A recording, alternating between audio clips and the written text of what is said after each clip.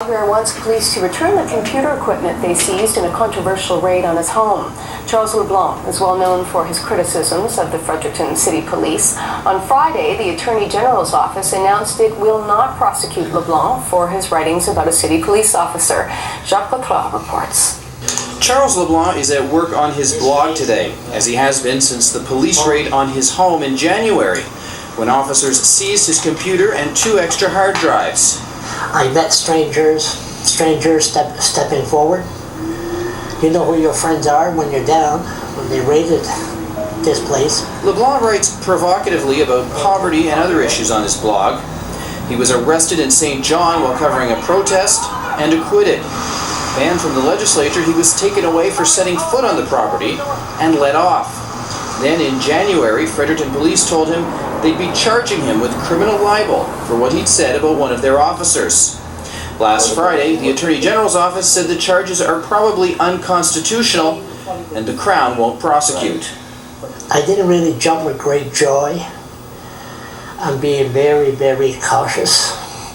LeBlanc's been blogging with this computer equipment on loan from friends since his own gear was hauled away in January. And where is that stuff now? As far as I know, it's at the police station. And what have you heard about getting it back? Absolutely nothing.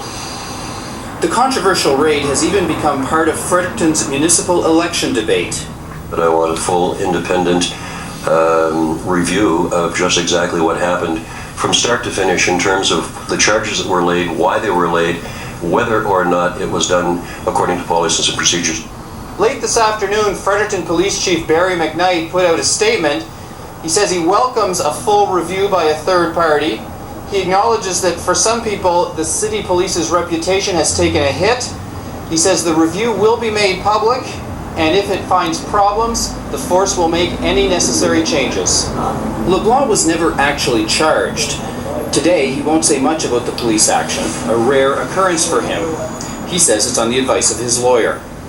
You just wait till, take a deep breath, and just watch the system works. And then we just take it from there. How do you think the system works based on how this ended up? I'll have more to say when this is over. Jacques Poitras, CBC News, Fredericton. People on social assistance in New Brunswick can go back to their